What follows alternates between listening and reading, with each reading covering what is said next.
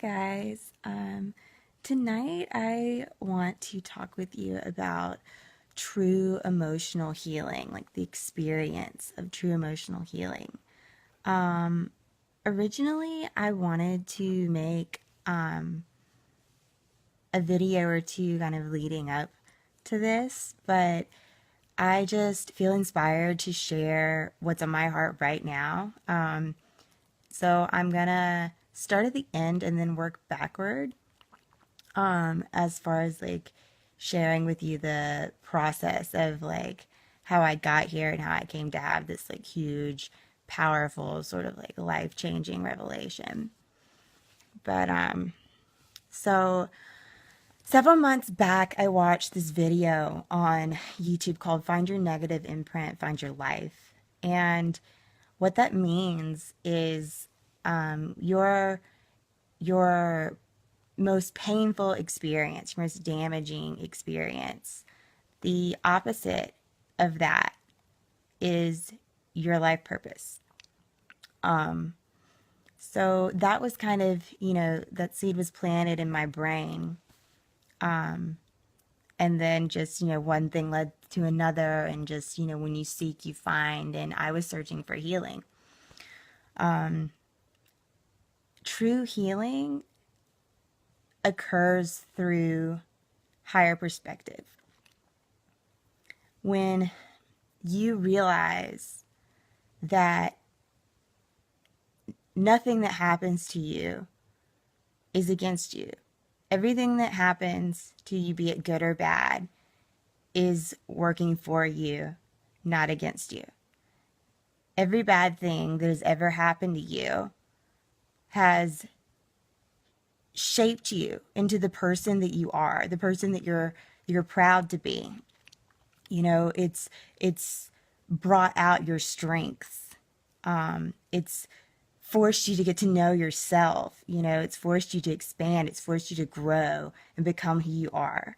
Every bad experience, every person who's ever hurt you, it all has ended up working for your betterment to make you become the person that you're supposed to be, to push you towards your purpose.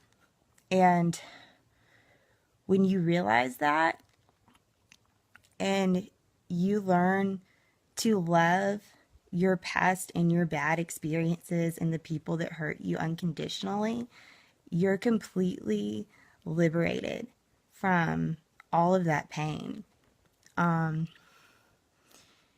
When you see all of that suffering or that trauma as really a purposeful gift in disguise, you know, when you can feel love unconditionally for the bad things that you've experienced and for the people who hurt you, like that's what real true healing feels like.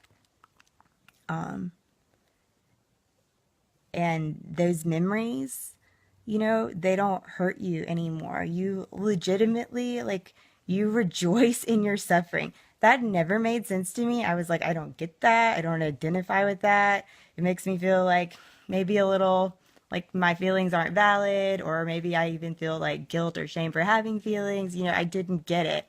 And it's not something that you get until you experience it. But like, literally, like, I do rejoice in my suffering because without it, I would not be who I am. I wouldn't be where I am. I wouldn't know what I know. I wouldn't have discovered the gifts that I have. I wouldn't love myself for all the reasons that I do because I wouldn't be me without it, you know? And so when I look back, I don't see it as like this painful memory or this mean or bad person who hurt me. I see it as a gift in disguise that shaped me and made me who I am. And when you see it like that, it's easy to love it. It's easy to rejoice in it, and it's easy to be grateful for it, you know? And like I said, it takes a little while to get there. There's like, you have to process it, you have to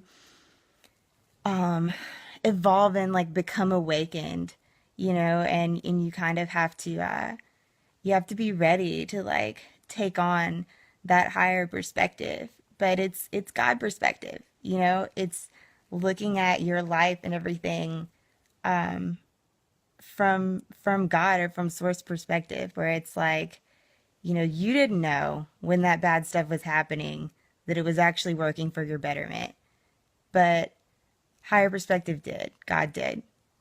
And when you get to that point where you see it too, that's true healing. And I'm going to end with it and leave it there. But it's a beautiful thing.